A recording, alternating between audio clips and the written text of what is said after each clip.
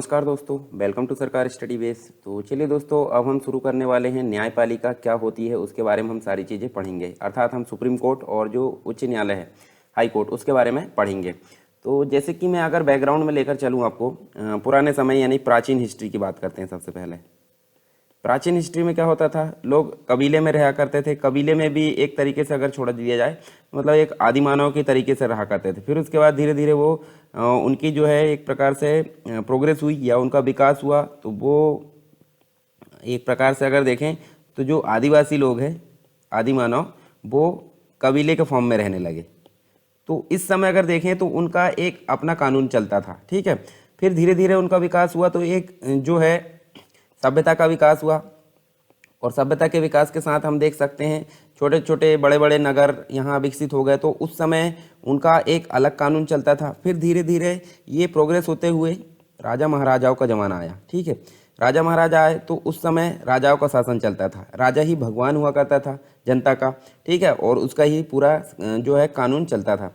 तो कबीले के समय में इनका एक जो है रूल चलता था। सभ्यता जब विकसित हुई, जैसे सिंधु सभ्यता, हड़प्पा सभ्यता, उसके समय इनका अलग के एक कानून चलता था, यानी कि एक अलग उनकी न्यायपालिका चलती थी। उसके बाद देखें राजाओं के समय तो राजाओं की न्यायपालिका चलती थी। फिर धीरे धीरे ये विकसित होने लगा। आप देख सकते हैं कि जब एक प्रकार से अंग्रेजों का शासन चालू हो गया, मतलब जो मिडिवल हिस्ट्री है, मिडिवल हिस्ट्री के बाद अंग्रेजों का शासन चालू हो गया, तो धीरे धीरे जो है पूरे विश्व में हम देख सकते हैं लोकतंत्र का विकास होता है, ठीक है। लोकतंत्र का यानी डेमोक्रेसी का विकास होता है। तो यहाँ अगर बात करें, हम राजा भगवान हुआ करता था, परंतु आज के समय में राजा मतलब जो हमारे देश का प्रधान होता है वो जनता का एक प्रकार से सेवक होता है, नौकर हम बोल सकते हैं। जबकि पहले क्या हुआ करती थी, जनता राजा की नौकर हुआ करती थी। तो ऐसे धीरे धीरे हम देख सकते हैं लोकतंत्र का विकास होता है। और लोकतंत्र का विकास जैसे ही होता है तो हमारे जो देश है, हमारी कंट्री है, उसमें 3 व्यवस्था निकल कर आती है सामने लोकतंत्र के रक्षा के लिए। तो देखिए लोकतंत्र को संचालित करने के लिए यहाँ पे 3 चीज़ें हमको सामने निकल कर आती है। जैसे कि हम पहले देखें लेजिस्लेटिव। लेजिस्लेटिव का मतलब होता है विधायिका, ठीक है। अब विधायिका क्या करती है, विधायिका का मतलब होता है रूल बनाना, रूल लॉ बनाना, या फिर जो कानून है उनको बनाना। साथ में जो एग्जीक्यूटिव होती है, उसके बाद एग्जीक्यूटिव मतलब होता है कार्यपालिका। कार्यपालिका क्या करती है, जो रूल और लॉ बनाए गए हैं किसके द्वारा, लेजिस्लेटिव के द्वारा, उनको एग्जीक्यूट करने का काम जो एग्जीक्यूट करने का काम है कौन करती है, एग्जीक्यूटिव करती है या कार्यपालिका करती है। फिर उसके बाद जुडिशरी की बात हुई। जुडिशरी मतलब होता है न्यायपालिका। अब न्यायपालिका करती क्या है, जब भी कोई लॉ बनाया जाता है लेजिस्लेटिव के द्वारा तो जुडिशरी जो है बीच में आकर यहाँ पे क्या करती है, हस्तक्षेप करती है कि भाई आपने जो लॉ बनाए हैं, जो कानून बनाए हैं, क्या वो नीति जो जनता के हित में है या फिर जो फंडामेंटल राइट उनका हनन कर रहा है। तो इस प्रकार चेक एंड बैलेंस करने का काम कौन करती है, न्यायपालिका। अगर वो किसी भी प्रकार से गलत पाए जाते हैं तो उनको असंवैधानिक घोषित करने का काम किसका रहता है, न्यायपालिका का रहता है। ये सारी चीज़ें हम देख चुके हैं, बार बार देखते आ रहे हैं। तो इस प्रकार से ये काम चलते रहता है। और अगर यहाँ सही पाया जाता है तो एग्जीक्यूटिव को उसको सौंप दिया जाता है और वो क्या करती है, उसको एग्जीक्यूट करने का काम कर देती है। अब यहाँ चेक एंड बैलेंस करने का काम जो जुडिशरी का होता है उसको हम क्या बोलते हैं, उसको बोलते हैं न्यायिक समीक्षा। तो हम देख सकते हैं, देखिए न्यायपालिका की कितनी मतलब महत्वपूर्ण भूमिका यहाँ देखने को मिलती है। और वर्तमान की अगर बात करें तो वर्तमान में विश्व के अधिकांश देशों ने लोकतांत्रिक शासन प्रणाली को स्वीकार किया है, जो कि हमने बात की है लोकतांत्रिक, जिसके अंतर्गत ये सारी चीज़ें हमको देखने को मिलती हैं। लोकतंत्र के सफल क्रियान्वयन के लिए इसके शासन के अंग के रूप में हमको लेजिस्लेटिव, एग्जीक्यूटिव और जुडिशरी, ये तीनों अंग यहाँ पे इनके बीच में शक्तियों का पृथक्करण देखने को मिलता है। यानी कि कानून बनाने में कोई जो है हस्तक्षेप नहीं करेगा। कानून बनने के पश्चात हम देखें तो चेक एंड बैलेंस करने का काम जुडिशरी का होता है, परंतु कानून बनते समय किसी प्रकार जब एग्जीक्यूट होने की बारी होती है तो एग्जीक्यूट करते समय ना तो जुडिशरी हस्तक्षेप करती है ना तो लेजिस्लेटिव हस्तक्षेप करती है। और जुडिशरी का अपना एक दायित्व होता है, जो एक प्रकार से देखें तो जब उसका दायित्व पूरा करने का होता है तभी वो यहाँ पे टांग अड़ाने का काम करती है, नहीं तो नहीं करती। तो इस प्रकार अगर देखें तो हमको ये तीनों जो पार्ट है गवर्नमेंट के संचालन के लिए, उनमें शक्तियों का पृथक्करण देखने को मिलता है। शक्तियों का पृथक्करण देखने को मिलता है, यानी कि सबकी शक्तियाँ जो है अलग अलग रूप से डिवाइड की गई है। तो इस प्रकार से हमको यहाँ देखने को मिलता है। इसके अलावा हम देख सकते हैं जब लेजिस्लेटिव अच्छे से वर्क ना करे, एग्जीक्यूटिव और न्यायपालिका, तो ये जो होते हैं देश को संचालित करने के लिए लोकतंत्र व्यवस्था के 3 पिलर हो गए। एक चौथा पिलर होता है, जो पिलर होता है चौथा पिलर, मतलब उसको बोला जाता है मीडिया। मीडिया मतलब जो टीवी चैनल, न्यूज़पेपर जो होते हैं वो सबको मिलाकर एक मीडिया कहलाती है। तो मीडिया यहाँ भूमिका निभाती है, इनकी जो कमियाँ हैं उनको उजागर करने का काम मीडिया का होता है। तो लोकतंत्र का चौथा पिलर क्या हो गया, ये हो गया मीडिया। मतलब चार हम देख सकते हैं, लेजिस्लेटिव, विधायिका, कार्यपालिका, न्यायपालिका और मीडिया, ये चार मिलकर यहाँ पे वर्क करते हैं। शक्ति का जो पृथक्करण का सिद्धांत अगर देखें तो उसका जो अभिप्राय एक प्रकार से अगर देखें तो राजकीय शक्ति को किसी एक व्यक्ति, वर्ग अथवा संस्था में केंद्रित होने से बचाना है। मतलब यहाँ किसी एक पर जो है केंद्रित नहीं है ये शक्ति, सब में आपस में जो है बटी हुई है। यह शासन के किसी भी अंग की निरकुशता, मतलब जो राजाशाही या तानाशाही, उसको सीमित व नियंत्रित करने का काम करती है। और इस सिद्धांत को संस्थागत रूप देने का जो श्रेय है वो किसको जाता है? यूएसए को जाता है। ठीक है, यूएसए को ये सारी चीज़ें यहाँ पे देखने को मिलता है। और भारत का जो संविधान है, भारत के संविधान भी लोकतंत्र की स्थापना करता है, जिसमें शक्तियों का पृथक्करण हमको देखने को मिलता है। भारत में शक्तियों का पृथक्करण अमेरिका की तरह कठोर नहीं है। जैसे कि अमेरिका की बात करें हम, तो अभी हम देखने वाले हैं अमेरिका के बारे में, किंतु न्यायपालिका का जो विधायिका और कार्यपालिका से पृथक्करण किया गया है उसको हम देख सकते हैं अनुच्छेद नंबर 50, जो कि नीति निर्देशक सिद्धांत के अंतर्गत आता है, इसमें देखने को मिलता है। इसमें हमको क्या देखने को मिलता है? कार्यपालिका और न्यायपालिका के पृथक्करण का उल्लेख मिलता है। और भारतीय संविधान ने स्वतंत्र न्यायपालिका की स्थापना की है। भारत में हम देखें तो बहुत सारी चीज़ें हमको देखने को मिलती है जो आवश्यकता है उससे संबंधित। उसके पहले हम जो है कुछ और चीज़ें देख लेते हैं, जैसे कि जो उच्चतम, मतलब एक प्रकार से देख सकते हैं हम उच्चतम न्यायालय। उसके पहले हम देख लेते हैं, चलिए उच्चतम न्यायालय हम बाद में देखेंगे, पहले हम बात कर लेते हैं जुडिशरी की आवश्यकता हमको क्यों पड़ी। जुडिशरी की आवश्यकता पड़ी, उसके संबंध में हमको बहुत सारी चीज़ें यहाँ देखने को मिलती है। जैसे कि सबसे पहली चीज़ तो हम देख सकते हैं, जो जुडिशरी है वो संविधान की व्याख्याता, मतलब एक प्रकार से व्याख्या करती है। जो संविधान है हमारे देश में क्या है, एक प्रकार से लिखित संविधान है हमारे भारत का। तो समय समय पर क्या होता है, उस संविधान की व्याख्या की आवश्यकता होती है। व्याख्या की आवश्यकता जैसे ही महसूस की जाती है तो हमको जुडिशरी की आवश्यकता पड़ती है। कोई भी संस्था संविधान के प्रावधानों का अर्थ क्या है, तोड़ मरोड़ कर अपने हित में प्रयोग कर सकती हैं। अतः इसकी स्पष्ट व्याख्या के लिए एक निष्पक्ष व स्वतंत्र न्यायिक संस्था होनी चाहिए, जो कि यहाँ पर न्यायपालिका यहाँ पर अपनी भूमिका निभाती है, जिसमें क्या हो, केंद्र व राज्य के बीच शक्तियों का वितरण हम देख सकते हैं। मतलब जो न्यायिक संस्था है वो न्यायिक संस्था होनी चाहिए। यहाँ पे विशेष उल्लेख होता है इसका, जो संविधान के लक्ष्य और सिद्धांतों को ध्यान में रखकर यहाँ पे उसकी स्पष्ट व्याख्या कर सके। दूसरा पॉइंट क्या बोल रहा है, केंद्र और राज्यों के बीच में बहुत सारी चीज़ें, जैसे हमने सेंटर स्टेट रिलेशन पढ़े हैं पीछे के में, तो भारतीय संविधान एक संघात्मक सरकार की स्थापना करता है, जिसमें केंद्र व राज्यों के बीच शक्तियों का वितरण होता है। तो समय समय पर क्या होता है, केंद्र और राज्यों के बीच में विवाद भी उत्पन्न होते हैं, और इनके बीच में जो विवाद उत्पन्न होते हैं क्षेत्राधिकार से संबंधित, तो उसके संबंध में जो विवाद है, विवाद को न्यायपूर्ण ढंग से सुलझाने का काम निष्पक्ष न्याय और जो न्यायिक संस्था एक प्रकार से होनी चाहिए, उसके संबंध में हमने न्यायपालिका को यहाँ इंपॉर्टेंट रूप देखा है।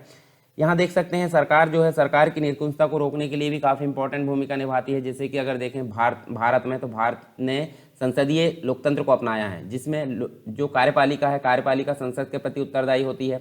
सरकार वही दल बना सकता है जिसका संसद में बहुमत हो, और कोई बहुमत प्राप्त सरकार अपनी शक्ति का प्रयोग कर कोई भी कानूनी मतलब जो कानून है या संविधान में संशोधन कर एक प्रकार से निरकुशता का परिचय दे सकती है। तो इस निरकुशता को रोकने के लिए ही क्या करना चाहिए, यहाँ पे एक न्यायपालिका की स्थापना होनी चाहिए। तो न्यायपालिका की आवश्यकता भी इस प्रकार हम देख सकते हैं। फिर सबसे इम्पोर्टेंट चीज़ हमारे भाग 3 में आपको पता होगा, भाग 3 में 6 प्रकार के मौलिक अधिकार दिए गए हैं 12 से 35 तक।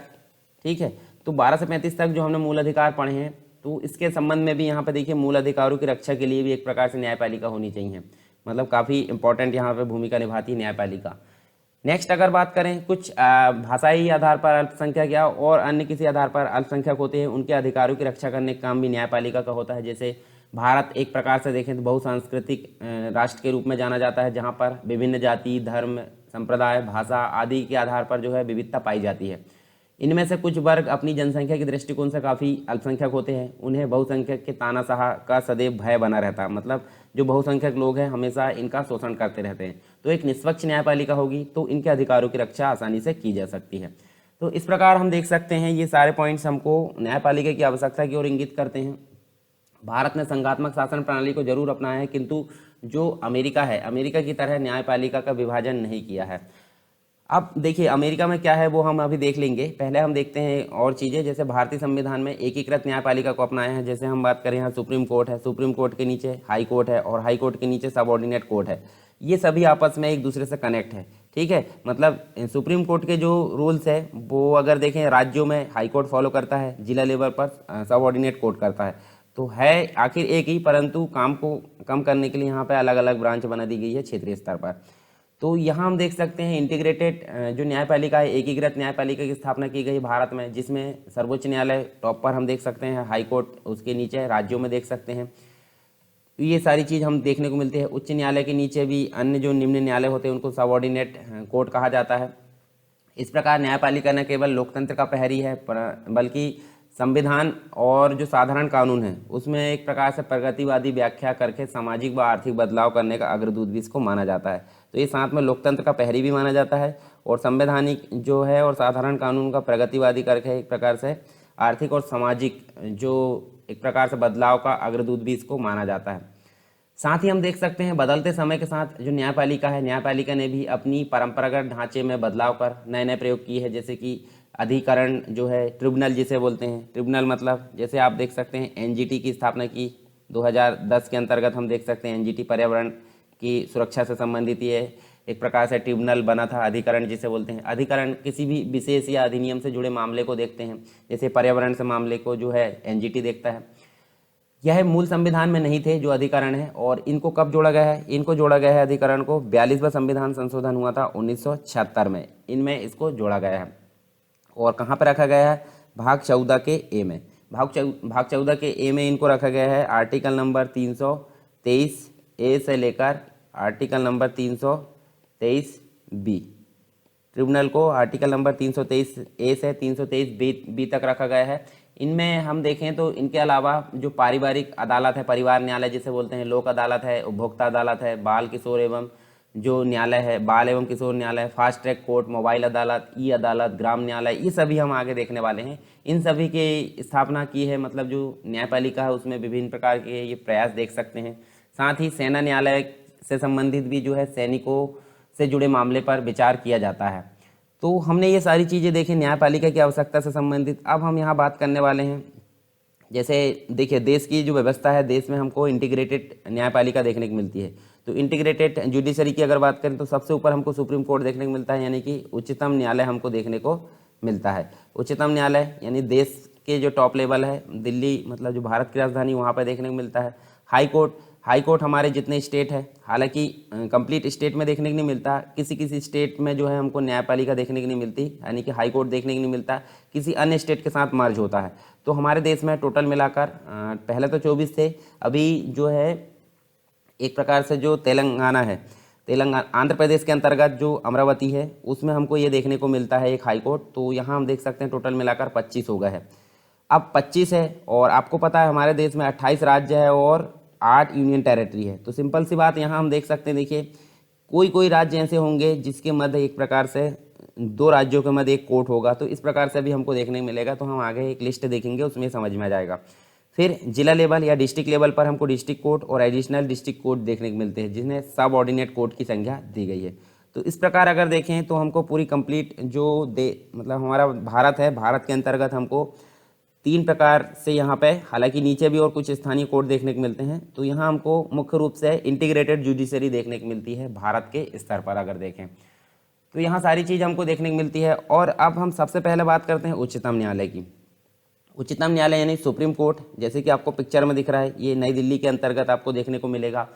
अब अमेरिका की जैसे ही हम देख सकते हैं, परंतु अमेरिका में क्या है, अमेरिका के संविधान के विपरीत है हमारे यहाँ, ठीक है। इसके विपरीत यहाँ पे हमारे यहाँ जुडिशरी अपनाई गई है, मतलब जो न्यायपालिका है या सर्वोच्च न्यायालय हम देख सकते हैं। अमेरिका संविधान के विपरीत भारतीय संविधान में हम देख सकते हैं एकीकृत न्यायपालिका है। हालांकि अमेरिका में भी इसी प्रकार है, परंतु अमेरिका में क्या है, जैसे एक सेंटर है और सेंटर के बहुत सारे स्टेट है, जैसे ये स्टेट है, ये स्टेट है, ये स्टेट, ये वाला है ना। अब सभी स्टेट मिलकर एक संघ का निर्माण किया गया है। तो यहाँ देखिए सेंटर में एक जैसे मान लीजिए सुप्रीम कोर्ट है, तो राज्य में जो है, राज्य में भी अलग एक जो है न्यायपालिका होगी। हालांकि हमारे यहाँ देखिए ये दोनों इंटीग्रेट होते हैं, पर यहाँ पे जो मतलब अमेरिका है वहाँ पे अलग अलग होते हैं। तो यहाँ देखिए जब यहाँ अलग अलग होते हैं तो उसके विपरीत हमारे यहाँ भारत में कैसी है, हमारे यहाँ भारत में एकीकृत है। एकीकृत मतलब सुप्रीम कोर्ट से एक जो है हाई कोर्ट जुड़ा होगा, हाई कोर्ट से सबऑर्डिनेट कोर्ट, सब आपस में लिंक है, एक दूसरे के जो मामले हैं वो वहाँ पर सुलझाए जाते हैं। तो यहाँ पे हम देख सकते हैं, देखिए टॉप पर हमको सुप्रीम कोर्ट देखने को मिला, उसके नीचे उच्च न्यायालय, उसके नीचे हम देख सकते हैं जिला लेवल पर जिला न्यायालय, डिस्ट्रिक्ट कोर्ट हमको देखने को मिलते हैं, सब ऑर्डिनेट कोर्ट की संख्या जिन्हें दी गई है।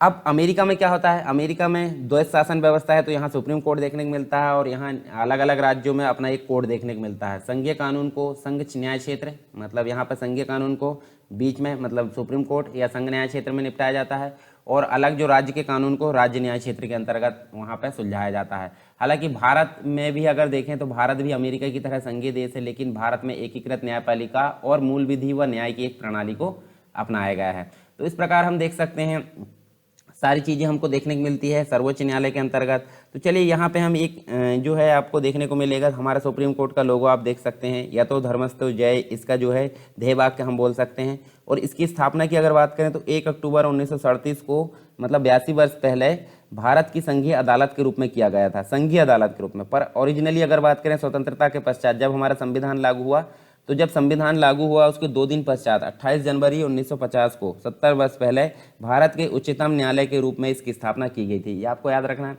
अधिकार क्षेत्र कंप्लीट भारत के अंतर्गत अधिकार क्षेत्र देखने को मिलता है। उसके बाद स्थान आपको नई दिल्ली के अंतर्गत देखने को मिलता है। निर्वाचन पद्धति बीच में आपको एनजेसी जो है वो प्रणाली देखने को मिलती, राष्ट्रीय न्यायिक जो नियुक्ति आयोग है, NJC national judicial appointment commission जिसे हम बोलते हैं। हालांकि इसको 2015 में क्या कर दिया गया, असंवैधानिक घोषित कर दिया गया। 99वां संविधान संशोधन के तहत इसको जोड़ा गया था, तो उसको असंवैधानिक घोषित कर दिया गया न्यायिक समीक्षा के तौर पर। तो अभी वर्तमान में जो है सर्वोच्च न्यायालय का कॉलेजियम सिस्टम यहाँ पर वर्क करता है निर्वाचन के लिए, न्यायाधीशों की निर्वाचन के लिए। इसके अलावा प्राधिकृत किससे, ये भारत के संविधान से है। अब यहाँ जो न्यायाधीश है मतलब सर्वोच्च न्यायालय में, उसकी न्यायाधीश की जो उम्र है, मतलब यहाँ कार्यकाल होना चाहिए 65 वर्ष की आयु तक जो है अनिवार्य रूप से यहाँ देख सकते हैं। और देख सकते हैं यहाँ देखिए टोटल मिलाकर पदों की संख्या हमको पहले तो देखने को मिली थी, ये कितनी 31 होती थी, पर अभी ये 34 है, मतलब 10% यहाँ बढ़ा दी गई है।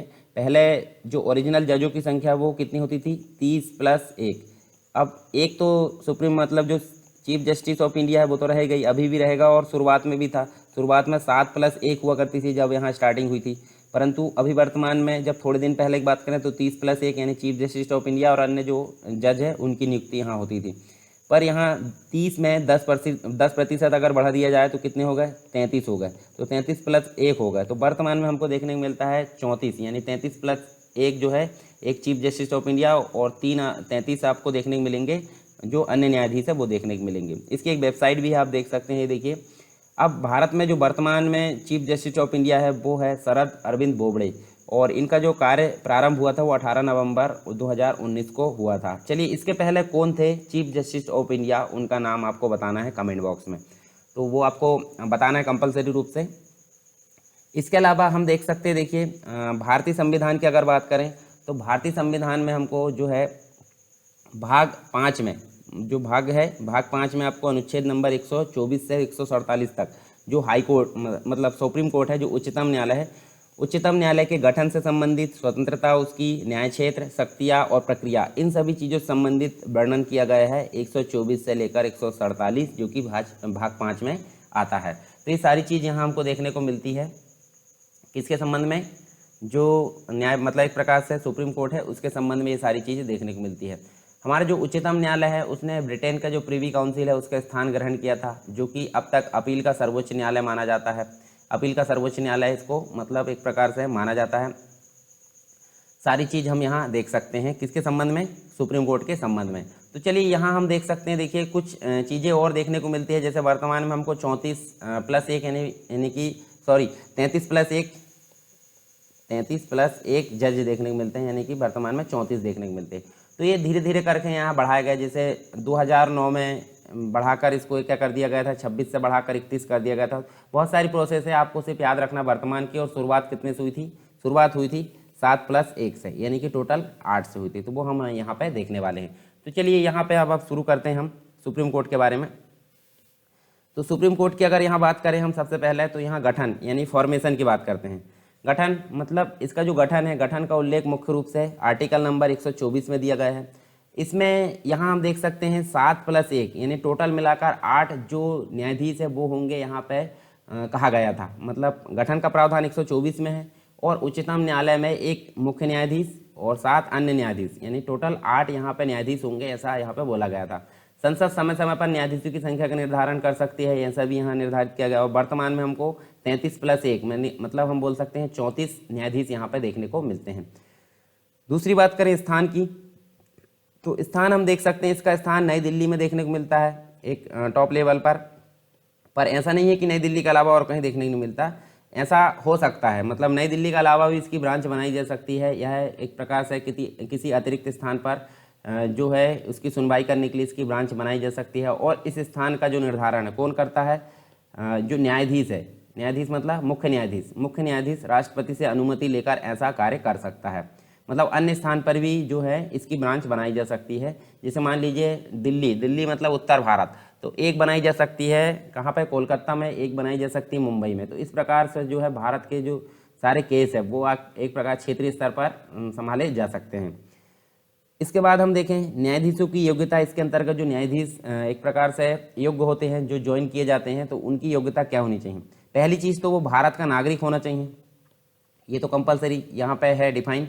उसके बाद कुछ इंपॉर्टेंट चीज़ें, जैसे 3 कंडीशन दी है। जैसे कि पहले हम देखें तो ये उच्च न्यायालय में लगातार 5 वर्ष न्यायाधीश रहा हो, या फिर 10 वर्ष अधिवक्ता के पद पर रहा हो, या फिर वो राष्ट्रपति की राय से, मतलब एक प्रकार से राष्ट्रपति के द्वारा सिफारिश की हो, या राष्ट्रपति की राय से पारंगत विधिवेत्ता हो।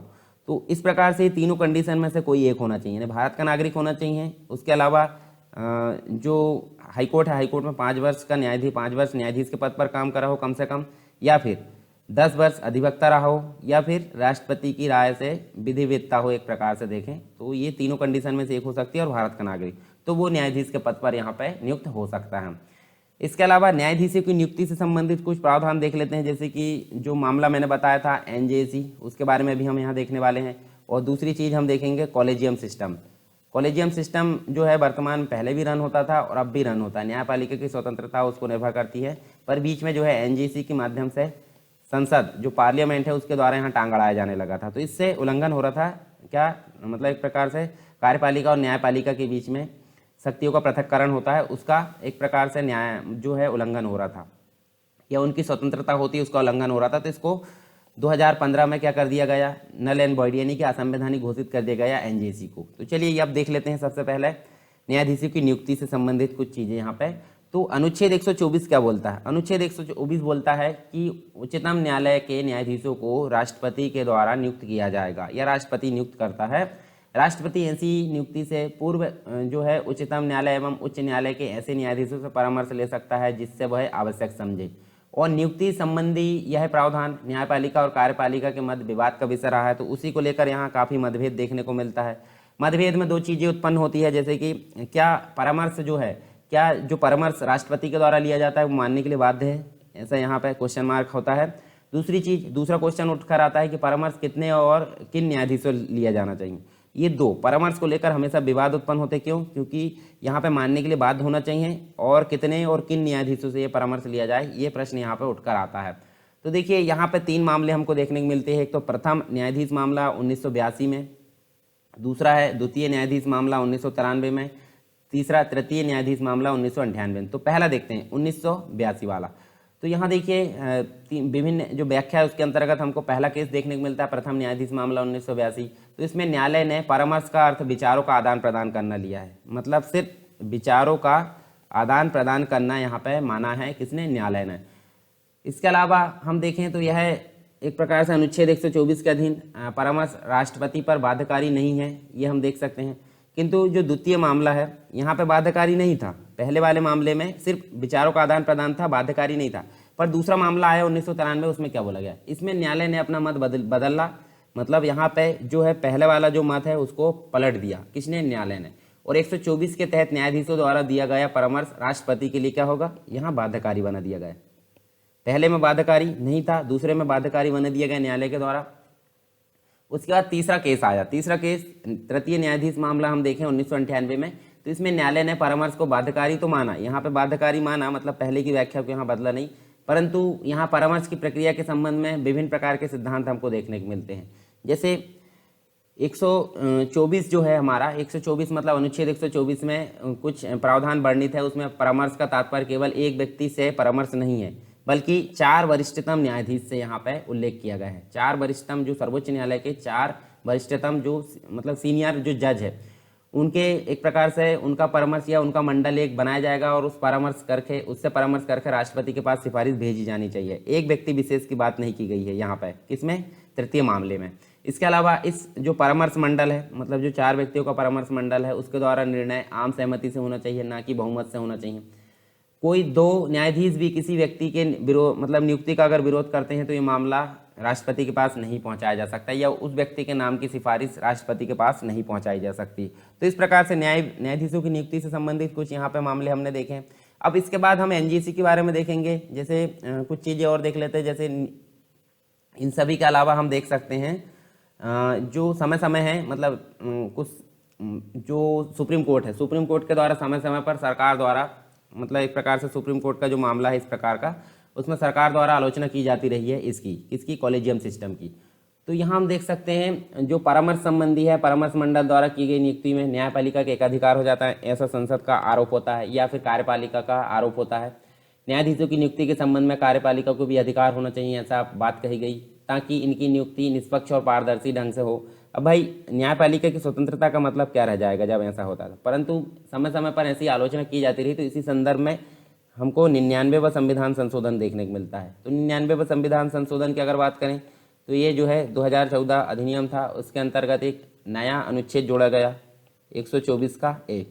तो 124 के ए में हम देख सकते हैं एनजेएसी की स्थापना देखने को मिलती है। न्यायिक नियुक्ति, मतलब जो राष्ट्रीय न्यायिक नियुक्ति आयोग है, जिसे हम बोलते हैं नेशनल जुडिशरी अपॉइंटमेंट कमीशन।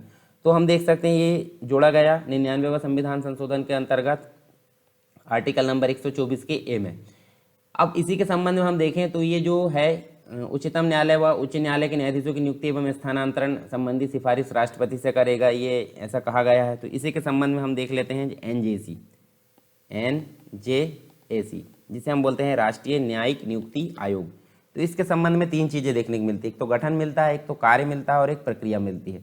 तो चलिए सबसे पहले तो आपको पता होना चाहिए 124 के ए में ये इसका प्रावधान वर्णित किया गया है।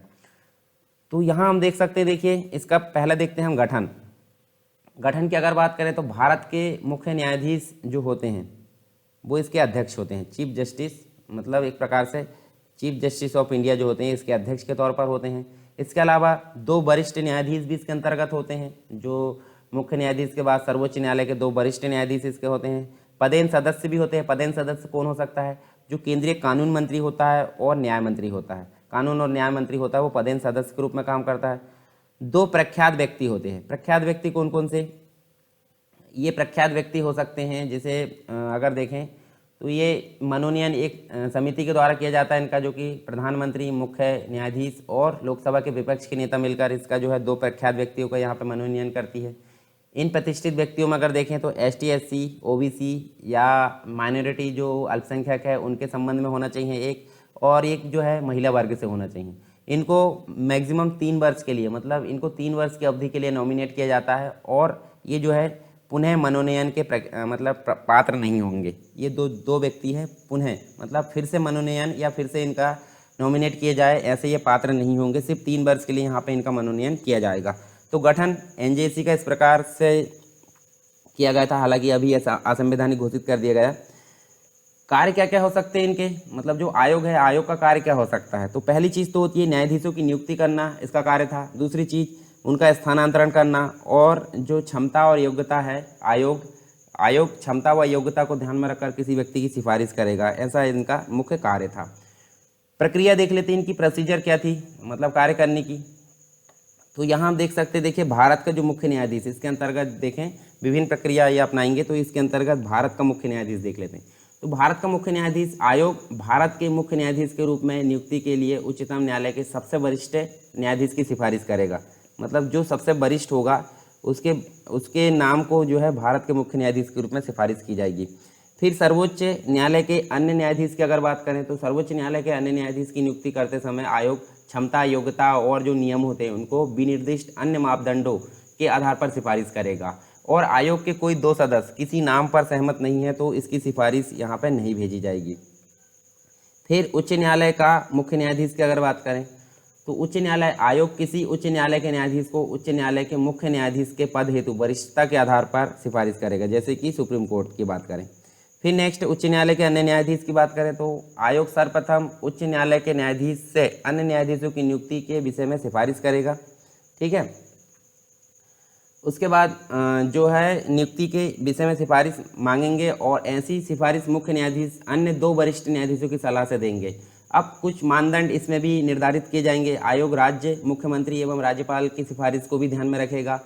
यदि आयोग के द्वारा कोई 2 सदस्य इस बात पर सहमत नहीं है तो फिर भी इनका नाम नहीं भेजा जाएगा, जैसे कि यहाँ पे किया जाता था। तो ये हमको ज़्यादा लोड नहीं लेना है क्योंकि ये असंवैधानिक घोषित कर दिया गया है। और यहाँ पे हम देख सकते हैं कॉलेजियम सिस्टम फिर से वर्तमान में जारी है, ये खत्म कर दिया गया है। अब बात कर लेते हैं कार्यकारी मुख्य न्यायाधीश की नियुक्ति के संबंध में। कार्यकारी मतलब हम बोल सकते हैं एक्टिंग जज। अब एक्टिंग जज जो होता है ये मुख्य न्यायाधीश के पद पर होता है। अब क्यों होता है वो हम देख लेते हैं। जैसे इसकी व्यवस्था की गई है अनुच्छेद नंबर 126 में कार्यकारी मुख्य न्यायाधीश को नियुक्त करने के संबंध में प्रावधान किया गया है।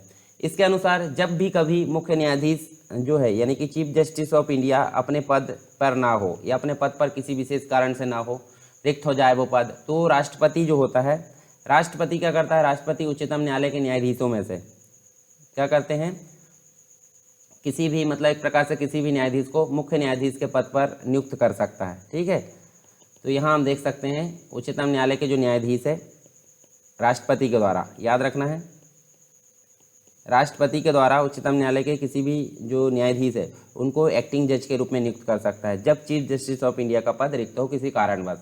तो यहाँ इसके बारे में हमको प्रावधान देखने को मिला। अब बात कर लेते हैं एक तदर्थ न्यायाधीश की जो होती है नियुक्ति होती है जिससे हम एडॉक बोलते हैं, एडॉक या टेम्परेरी हम बोल सकते हैं एक प्रकार से। तो देखिए जैसे 34 मतलब यहाँ पे हमको टोटल मिलाकर क्या देखने को मिलते हैं, 34 जज देखने को मिलते हैं, यानी कि 33 + 1। तो यहाँ पे देखिए मिनिमम एक वो होती है रिक्वायरमेंट। जैसे मान लीजिए लोकसभा में हम देख सकते हैं, लोकसभा में कितने सदस्य हैं, 545 मान लीजिए। तो 545 में से मिनिमम कितने आ जाएंगे जब संसद का जो है कार्य संचालित किया जा सकता है। तो नियम है 10% होना चाहिए। ठीक है, 10% मतलब निकाल लीजिए आप, उदाहरण के रूप में आप देख सकते हैं इसमें 55 एक प्रकार से देख सकते हैं। देखिए 10% आप निकाल सकते हैं कितने होना चाहिए इसका। तो इस प्रकार अगर देखें तो मिनिमम जितनी संख्या जिससे कार्य संचालित किया जा सके उसको बोला जाता है कोरम। कोरम मतलब होता है गणपूर्ति। ठीक है, तो उसी प्रकार सुप्रीम कोर्ट में भी हम देख सकते हैं कुछ मुख्य न्यायाधीश मतलब जो न्यायाधीश होते हैं उनमें मिनिमम कितने होना चाहिए। तो यहाँ पे मिनिमम की अगर बात करें तो वो होता है कोरम, जब कार्य संचालित किया जा सके। तो जब कोरम की पूर्ति नहीं हो रही होती है तो एडॉक जज की नियुक्ति की जाती है जिसे हम बोलते हैं तदर्थ न्यायाधीश। तो इसका जो विवरण है ये इसका प्रावधान किस में किया गया है, अनुच्छेद नंबर 127 में किया गया है। और यहाँ पे जो है एक प्रकार से देखें तो जो मुख्य न्यायाधीश है राष्ट्रपति की पूर्व सहमति, मुख्य न्यायाधीश राष्ट्रपति की पूर्व सहमति पर क्या कर सकता है, जो उच्च न्यायालय है, उच्च न्यायालय मतलब हाई कोर्ट की अगर बात करें तो किसी भी स्टेट के हाई कोर्ट हो सकते हैं, संबंधित उच्च न्यायालय के जो मुख्य न्यायाधीश है उससे क्या करेगा, परामर्श करेगा और तदर्थ न्यायाधीशों की नियुक्ति की जाएगी। इसके अलावा वह उच्च न्यायालय में से किसी भी न्यायाधीश को तदर्थ न्यायाधीश बना सकता है, परंतु उसकी जो योग्यता है वो सुप्रीम कोर्ट के जज बनने की योग्यता होनी चाहिए। ये भी आपको ध्यान में रखना है तदर्थ न्यायाधीशों के संबंध में। इसके बाद एक और होते हैं सेवानिवृत्त या हम बोल सकते हैं रिटायर्ड जज जिन्हें बोलते हैं। तो इनको नियुक्त करने का आप देखिए रिटायर्ड तो हो गए हैं परंतु कार्यभार इतना अधिक हो जाता है सुप्रीम कोर्ट में कि उसको संभाल पाना मुश्किल होता है। तो कंडीशन होती है कि समय समय पर जो रिटायर्ड हुए जज है उनको भी अल्पकाल या कुछ समय के लिए क्या किया जाता है, मतलब सुप्रीम कोर्ट में फिर से रख लिया जाता है या जो उच्चतम न्यायालय है उच्चतम न्यायालय में कार्य करने का अनुरोध किया जा सकता है। तो जो चीफ जस्टिस ऑफ इंडिया होता है मतलब जो भारत का मुख्य न्यायाधीश होता है उसमें उच्चतम न्यायालय या उच्च न्यायालय के सेवानिवृत्त न्यायाधीशों से एक प्रकार से देख सकते हैं हम जो अल्पकाल है, अल्पकाल के लिए राष्ट्रपति की सहमति लेना उसमें अनिवार्य है और अल्पकाल के लिए कार्य करने का अनुमति मतलब अनुरोध यहाँ पे कर सकता है। उसे अगर देखें तो यहाँ देखिए राष्ट्रपति की सहमति यहाँ होती है और जो भी नियुक्त किया जाएगा उसे उच्चतम न्यायालय के न्यायाधीश की तरह ही सभी अधिकार प्राप्त होंगे, परंतु उसे एक प्रकार से उच्चतम न्यायालय का न्यायाधीश नहीं माना जाएगा। अधिकार सभी प्राप्त होंगे परंतु उच्चतम न्यायालय का न्यायाधीश नहीं माना जाएगा क्योंकि वो ऑलरेडी रिटायर्ड हो चुका है। अनुच्छेद नंबर 128 में इसका प्रावधान किया गया है। ठीक है, चलिए अब देख लेते हैं, सभी तो नियुक्त कर दिए हमने, आप शपथ भी दिलवा देते हैं, मतलब बिना शपथ के कैसे काम करेंगे। तो किसी की भी नियुक्ति हो शपथ यहाँ लेना जरूरी होता है। तो देखिए शपथ से संबंधित जो भी प्रावधान वो 127 में दिया गया है। आर्टिकल नंबर 127 में यहाँ पे प्रावधान दिया गया है कि जो न्यायाधीशों की शपथ है वो कौन ग्रहण करवाता है, वो राष्ट्रपति महोदय के द्वारा यहाँ पे दिलाई जाती है शपथ। अब शपथ में हम देख सकते हैं, देखिए बहुत सारी चीज़ें आप पढ़ चुके होंगे। शपथ बहुत सारी चीज़, जैसे विधि द्वारा स्थापित जो भारत का संविधान है उसके प्रति सच्ची श्रद्धा और निष्ठा यहाँ पर रखी जाएगी, किसके द्वारा, न्यायाधीश के द्वारा। फिर जो भारत की एकता, संप्रभुता, अखंडता है उसको अक्षुण्ण बनाए रखने के लिए हमेशा तत्पर रहेंगे। सभी प्रकार के जो कर्तव्य है उनको श्रद्धापूर्वक पूरी योग्यता और ज्ञान के बिना मतलब एक प्रकार से भय, पक्षपात के, द्वेष के ये पालन करेंगे। साथ में जो संविधान की विधि है उसकी मर्यादा बनाए रखने में भी ये क्या करेंगे, हमेशा तैयार रहेंगे। तो इस प्रकार जो है इनके द्वारा शपथ ली जाती है। आर्टिकल नंबर 127 में राष्ट्रपति इनको शपथ दिलवाता है, याद रखना आपको। इसके बाद हम देख सकते हैं इनके कार्यकाल व पदरिक्ति की बात करते हैं। कार्यकाल और पदरिक्ति मतलब आर्टिकल नंबर 124 के 2 में जो है इसका प्रावधान किया गया है। और सुप्रीम कोर्ट की अगर बात करें तो सुप्रीम कोर्ट में जो है 65 वर्ष के कार्यकाल तक वो है यहाँ पे अपने पद पर बने रह सकते हैं। जैसे मान लीजिए कोई जज है, कोई जज 62 वर्ष की उम्र में सुप्रीम कोर्ट में बना हुआ है, ठीक है। तो यहाँ पे 65 वर्ष जैसी होती है तो 3 साल के पश्चात उसको वो बाहर हो जाएगा, मतलब 65 वर्ष की उम्र तक यहाँ पे रह सकता है सिर्फ। अब किस किस कंडीशन में ये बाहर हो सकते हैं, जैसे राष्ट्रपति को ये त्यागपत्र दे देते हैं संबोधित करके तो ये बाहर हो सकते हैं। इसके अलावा अगर देखें तो हम देख सकते हैं दूसरी चीज़, इनकी आकस्मिक जो है मृत्यु हो जाती है तो भी अपने पद से ये हट जाएंगे। मृत्यु हो जाएगी, सिंपल सी बात, अपने पद से हटने पड़ेगा। दूसरी चीज़, राष्ट्रपति के द्वारा इनको किसी विशेष एक प्रकार से समावेदन या फिर जो है कोई पारित होता है इम्पीचमेंट, उसके आधार पर इनको हटाया जा सकता है। तो देखिए 65 वर्ष की उम्र तक ये रहेंगे, और परंतु उसके पहले भी विशेष कंडीशन हमने देखें, त्यागपत्र सौंप दे, मृत्यु हो जाए या राष्ट्रपति द्वारा इनको हटा दे, तो इन कंडीशन पर ये हटाए जा सकते हैं। अब हटाए ऐसे वैसे नहीं जा सकते कि भाई आए और हटा दिए, ऐसा नहीं होता है। इसके लिए बहुत टेढ़ी खीर होती है। तो 7, जैसे कि शादी होती है तो शादी में आप देखे होंगे 7 फेरे होते हैं, उसी प्रकार ये 7 आधार आपको देखने को मिलेंगे, मतलब 7 चरण देखने को। आधार तो अन्य मतलब 2 ही है, परंतु ये 7 चरण आपको देखने को मिलेंगे जिसके अंतर्गत न्यायाधीशों को हटाने की प्रक्रिया हमको देखने को मिलती है। तो कौन कौन से चरण हम देख लेते हैं। तो देखिए यहाँ पर सबसे पहली बात होती है आधार क्या होता है, किस आधार पर इनको हटाया जाएगा। तो आधार यहाँ देखने को मिलता है किसी भी न्यायाधीश को जो साबित असमर्थता है या कदाचार है। कदाचार क्या होगा वो उसी समय डिपेंड करेगा जब ये मामला आया है। तो असमर्थता और कदाचार के आधार पर इनको हटाया जा सकता है। जो प्रस्ताव है हटाने का वो किसी भी सदन में, या तो लोकसभा या राज्यसभा, किसी भी सदन में यहाँ पारित किया जा सकता है, परंतु लोकसभा में मिनिमम 100 सदस्य होने चाहिए और राज्यसभा में मिनिमम 50 सदस्य। ये अगर हस्ताक्षर करके भेज दे किसको, अध्यक्ष और सभापति को, तो अध्यक्ष और सभापति की ड्यूटी बन जाती है कि उसको मतलब एक प्रकार से निर्णय ले उस पर और उसको स्वीकार करे या अस्वीकार करे। तो यहाँ स्वीकार अगर हो जाता है तो आगे जाकर एक 3 सदस्यीय समिति का गठन किया जाता है, ठीक है। स्वीकार होने पर अध्यक्ष और सभापति द्वारा जांच के लिए 3 सदस्यीय समिति का गठन किया जाता है। और जो समिति है, समिति के अंतर्गत हम देख सकते हैं, देखिए उच्चतम न्यायालय का न्यायाधीश, चीफ जस्टिस ऑफ इंडिया, अगर उसी के खिलाफ यहाँ पे देख रहे हैं हटाने की प्रक्रिया चल रही है तो सुप्रीम कोर्ट के अन्य जज इसके अंतर्गत हो सकते हैं। किसी मतलब एक प्रकार से देखें उच्चतम न्यायालय का कोई न्यायाधीश हो सकता है या फिर चीफ जस्टिस ऑफ इंडिया हो सकता है। फिर उच्च न्यायालय का चीफ जस्टिस या मुख्य न्यायाधीश हम यहाँ देख सकते हैं। और एक प्रतिष्ठित न्यायविद होना चाहिए जिसे पीठासीन अधिकारी की राय से यहाँ पे मिलाया जाता है।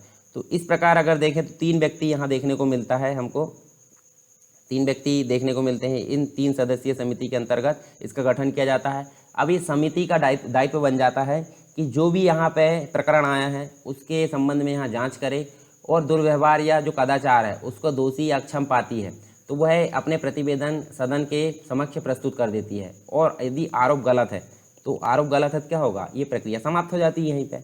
अब यहाँ सदन में पेश की जाएगी जो भी यहाँ पे रिपोर्ट है या प्रतिवेदन है, तो इसके पश्चात दोनों सदन होते हैं। दोनों सदन मतलब लोकसभा प्लस राज्यसभा, दोनों में 2/3 की मेजोरिटी यानी कि विशेष बहुमत के तौर पर ये पारित होना चाहिए और बाद में राष्ट्रपति के पास भेजा जाता है और राष्ट्रपति यहाँ पे आदेश जारी कर देता है कि भाई आप हटा दो, यानी कि 7वां चरण यहाँ पे कंप्लीट हो जाता है। तो इस प्रकार से देखिए इतना ही लंबी प्रोसेस हम देख सकते हैं न्यायाधीशों को हटाने की प्रक्रिया में हमको देखने को मिलती है। इसके बाद ये तो कंप्लीट हो गई बात न्यायाधीश, मतलब हमने सुप्रीम कोर्ट के बारे में देखें, न्यायपालिका के बारे में देखें। अब सुप्रीम कोर्ट के संबंध में हम यहाँ पे शक्तियाँ भी देख लेते हैं, मतलब उसकी क्या क्या पावर्स होती है। काफ़ी इंपॉर्टेंट ये हमको देखने को मिलता है। संविधान का गारंटर या मूल अधिकारों का व्याख्याता, हम गारंटर बोल सकते हैं इसको, संविधान का व्याख्याता बोल सकते हैं। तो ये बहुत सारी शक्ति यहाँ हमको देखने को मिलती है। सर्वोच्च न्यायालय का जो क्षेत्राधिकार है और शक्ति काफ़ी व्यापक मानी जाती है।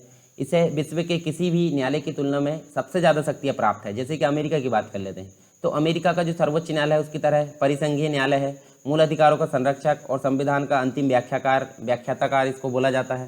साथ ही ब्रिटिश के अगर बात करें तो ब्रिटिश में हाउस ऑफ लॉर्ड्स की तरह देश के सभी सिविल और आपराधिक मामलों में अपील करने का अंतिम न्यायालय सुप्रीम कोर्ट को ही बोला जाता है।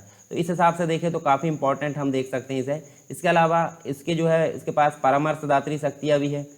सर्वोच्च न्यायालय के अंतर्गत अगर देखें तो हमको बहुत सारी शक्तियाँ यहाँ देखने को मिलती है, जैसे कि सबसे पहले मूल क्षेत्राधिकार, रेट संबंधी शक्तियाँ, अपीलीय क्षेत्राधिकार, सलाहकारी शक्तियाँ, अभिलेख न्यायालय और न्यायिक समीक्षा। इसके अलावा कुछ अन्य शक्तियाँ भी हम देखेंगे, तो उनके बारे में हम एक एक करके डिस्कस करने वाले हैं।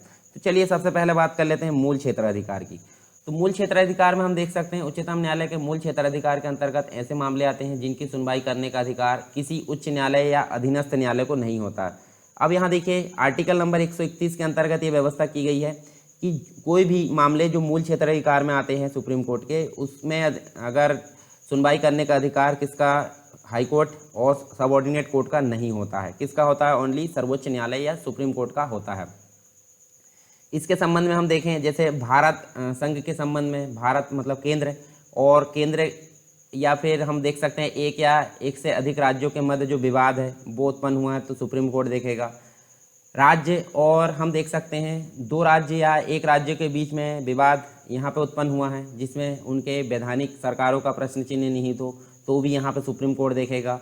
मूल क्षेत्राधिकार के अंतर्गत उच्चतम न्यायालय उसी विवाद को निर्णय के लिए स्वीकार करेगा जिसमें किसी तथ्य या विधि का प्रश्न शामिल किया गया हो। तो या तो भारत और राज्य के बीच में विवाद हो या राज्य और अनेक राज्यों के बीच में विवाद हो और वैधानिक मामले यहाँ पे हो तो मूल क्षेत्राधिकार किसका होगा? सर्वोच्च न्यायालय का होगा। दूसरी चीज़ रिट संबंधी शक्ति, जैसे कि हमने देखे थे आर्टिकल नंबर 32 या 32 हम बोल सकते हैं। तो रिट यानी कि न्यायादेश जो होता है उसको जारी करने की शक्ति भी किसकी होती है? सुप्रीम कोर्ट की होती है। तो सर्वोच्च न्यायालय का मूल क्षेत्राधिकार के रक्षक के रूप में स्थापित किया गया है और सर्वोच्च न्यायालय को मूल क्षेत्राधिकारों की रक्षा के लिए यहाँ पे 5 प्रकार की रिटें जारी की जाती है, जैसे बंदी प्रत्यक्षीकरण, परमादेश, प्रतिषेध, उत्प्रेषण, अधिकारपेक्षा। इस पांचों के बारे में हमने विस्तार से पढ़े फंडामेंटल राइट में, तो आप वहाँ जाकर इसको देख सकते हैं, पीछे लेक्चर आपको मिल जाएंगे। फिर अपीलीय क्षेत्राधिकार हम विस्तार से देखेंगे नीचे। पहले हम देख लेते हैं सलाहकारी शक्ति।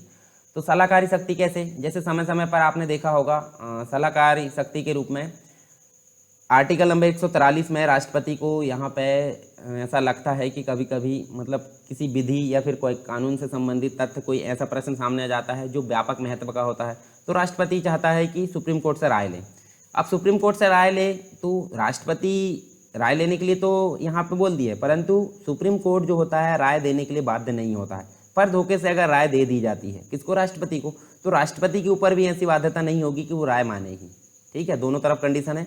मतलब राष्ट्रपति जब सुप्रीम कोर्ट के पास जाएगा राय के लिए तो राय देने के लिए बाध्य नहीं होगा। अगर दे भी दे रहा है तो राष्ट्रपति यहाँ पे मानने के लिए बाध्य नहीं होगा, मतलब वो अपनी इच्छा अनुसार यहाँ पे मैनेज कर सकते हैं। तो दोनों ही चीज़ हमको यहाँ पे देखने को मिलती है किसमें? सलाहकारी शक्ति के अंतर्गत।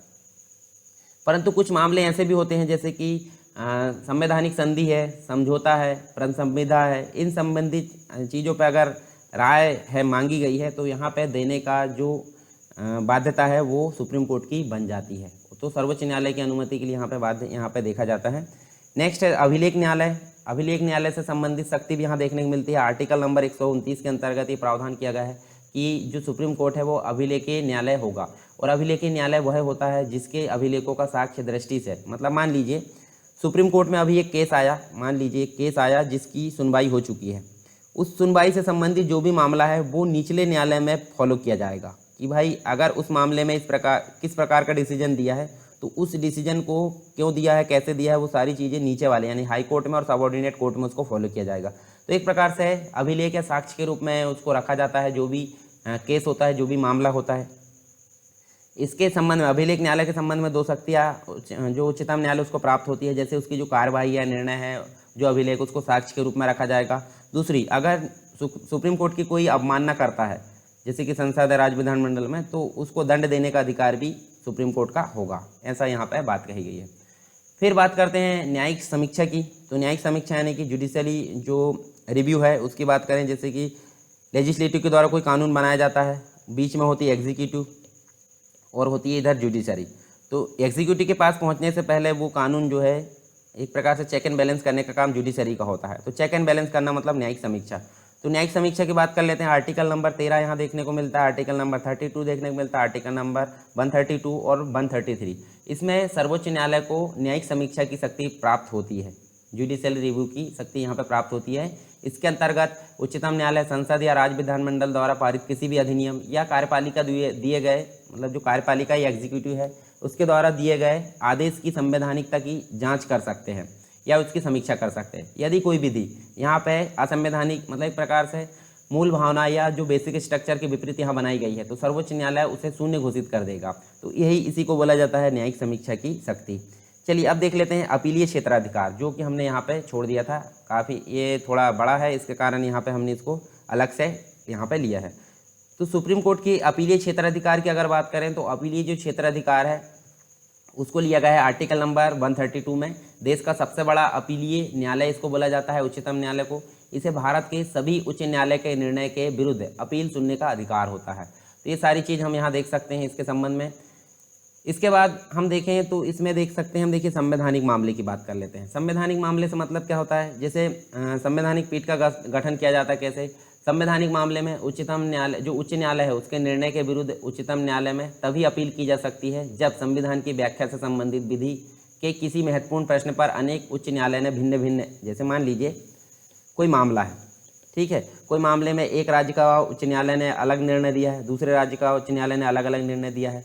तो यहाँ पे हम देख सकते हैं अलग अलग निर्णय यहाँ पे दिया गया है।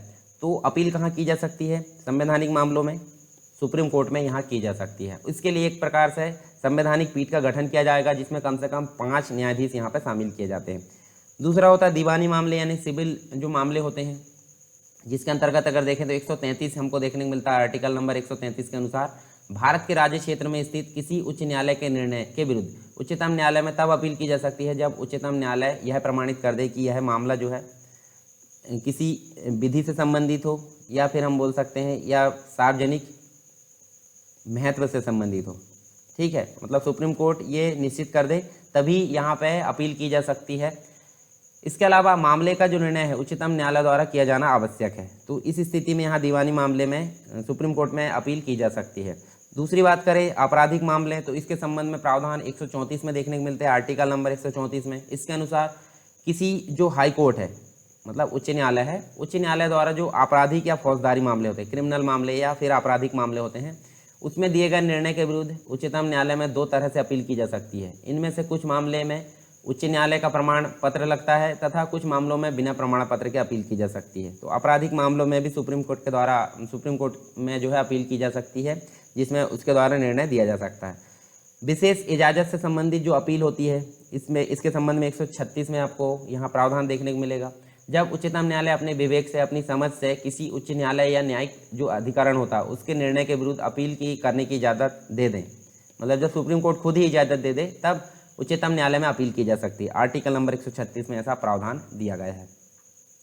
इसके अलावा कुछ अन्य शक्ति भी हमको देखने को मिलती है उच्चतम न्यायालय की, तो वो भी हम यहाँ देख लेते हैं। जो मुख्य शक्ति है उनके अलावा यहाँ देखिए, अगर विवाद उत्पन्न हो जाता है किससे संबंधित, निर्वाचन किसके, या तो राष्ट्रपति का निर्वाचन हो या उपराष्ट्रपति का, राष्ट्रपति या उपराष्ट्रपति के निर्वाचन से संबंधित कोई विवाद उत्पन्न हो जाता है तो उसकी सुनवाई भी उच्चतम न्यायालय में की जाएगी। फिर यूपीएससी, मतलब जो संघ लोक सेवा आयोग है, सर्वोच्च न्यायालय के द्वारा संघ लोक सेवा आयोग के जो अध्यक्ष होते हैं, सदस्य होते हैं, उनके व्यवहार व आचरण की जांच की जा सकती है। यदि वह किसी दुर्व्यवहार या मतलब एक प्रकार से इसी प्रकार से किसी चीज़ में दोषी पाए जाते हैं तो उसे हटाने संबंधी जो राष्ट्रपति की सिफारिश, राष्ट्रपति को है सिफारिश करता है। इस संबंध में उच्चतम न्यायालय द्वारा दी गई सलाह राष्ट्रपति को मानने के लिए बाध्य की जा सकती है। ठीक है, तो ये भी एक अन्य शक्ति में शामिल है, काफ़ी इंपॉर्टेंट है। फिर हम देखें तो देखिए न्याय स्वयं के निर्णय की समीक्षा, यानी सुप्रीम कोर्ट के द्वारा अगर कोई निर्णय दिया गया है अभी वर्तमान में, तो बाद में वो अपने निर्णय में सुधार भी कर सकता है। खुद के जो निर्णय दिए गए हैं उसकी भी समीक्षा की जा सकती है।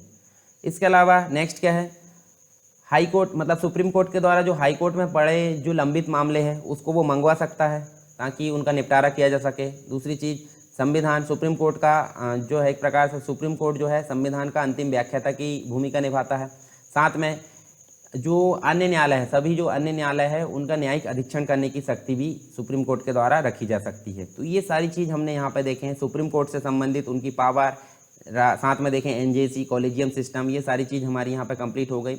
और कुछ हमने देखे हैं एक्टिंग जज भी देखे हैं, सेवानिवृत्त भी देखे हैं, एडॉक जज भी हमने यहाँ पे देख लिए हैं। तो ये हमारा कंप्लीट हो जाता क्या, सुप्रीम कोर्ट के बारे में हमने सारी चीज़ें यहाँ पे पढ़ लिया, ये सारी चीज़ हमारी कंप्लीट हो गई। इसके बाद जो है हमारा उच्च न्यायालय यानी कि जो स्टेट लेवल पर रहेगा वो हम यहाँ पे देखने वाले हैं और कुछ अन्य चीज़ें यहाँ पे देखेंगे। तो लेक्चर आपको कैसा लगा ज़रूर बताएं। उसके पहले हम देख लेते हैं क्या क्या चीज़ें हमने पढ़े हैं, फिर लेक्चर को एंड करते हैं। तो चलिए, हमने आज जो है न्यायपालिका को पढ़ा था। न्यायपालिका कैसे कैसे विकसित हुई, पुराने समय प्राचीन समय से देखे हैं। बाद में लोकतंत्र की स्थापना हुई तो 3 पिलर हमको देखने को मिलते हैं, लेजिस्लेटिव, एग्जीक्यूटिव और न्यायपालिका। साथ में मीडिया की भूमिका भी हमने देखे थे। इसके अलावा हम देख सकते हैं आवश्यकता क्यों हुई न्यायपालिका की, वो हमने यहाँ पे देखा। फिर 3 लेवल हमने देखे, देखिए सुप्रीम कोर्ट है, हाई कोर्ट है और डिस्ट्रिक्ट कोर्ट है, जो कि अलग अलग लेवल पर देखने को मिलता है, सेंटर लेवल पर, स्टेट लेवल पर और डिस्ट्रिक्ट लेवल पर। इसके बाद हम देख सकते हैं सर्वोच्च न्यायालय के बारे में देखा कंप्लीट रूप में, कब स्थापना हुई इसकी, कैसे गठन किया जाता है, स्थान कहाँ उसका, न्यायाधीशों की योग्यता क्या होनी चाहिए, नियुक्ति से संबंधित विभिन्न मामले हमने देखे। फिर एनजेसी के बारे में हमने देखा, यहाँ पे कार्यकारी मुख्य न्यायाधीश के बारे में देखा, तदर्थ न्यायाधीश यानी कि एडॉक न्यायाधीश के रूप में देखा, सेवानिवृत्त न्यायाधीश, शपथ देखें इनकी। इसके अलावा कार्यकाल व पदरिक्ति के बारे में देखा, हटाने की प्रक्रिया 7 चरण में पूरी होती, वो भी हमने यहाँ पे कंप्लीट किया। फिर हम देख सकते हैं सर्वोच्च न्यायालय का क्षेत्राधिकार एवं शक्तियों के बारे में देखें। तो ये सारी चीज़ हमारी यहाँ पे कंप्लीट हो गई है, जिसके अंतर्गत हमने बहुत सारी शक्तियों को यहाँ पे देखा, जिसमें हम देख सकते हैं मूल क्षेत्राधिकार, रेट संबंधी शक्ति, अपीलीय क्षेत्राधिकार, सलाहकारी शक्ति, अभिलेख न्यायालय, न्यायिक समीक्षा, ये सारी चीज़ें और कुछ अन्य शक्तियाँ भी यहाँ पे देखें। तो ये कंप्लीट हो चुका है। तो लेक्चर आपको कैसा लगा ज़रूर बताएं। अगर पसंद आए तो लाइक कर सकते हैं और शेयर करना बिल्कुल ना भूलें। तो यहाँ हम देख सकते हैं, देखिए अधिक से अधिक लोगों को आपको जोड़ना है, आपका दायित्व बन जाता है ये। जैसे मेरे द्वारा इतना प्रयास किया जा रहा है तो थोड़ा आपके द्वारा भी प्रयास किया जाना चाहिए। और कमेंट बॉक्स में ज़रूर बताएं कि लेक्चर कैसा लगा। अगर पसंद नहीं आया तो सुझाव ज़रूर दें कि आपको सुधार क्या चाहिए, और जो क्वेश्चन मेरे द्वारा पूछे जाते हैं वो भी आपको आंसर देते चलना है। तो चलिए मिलते हैं नेक्स्ट लेक्चर में, तब तक के लिए जय हिंद।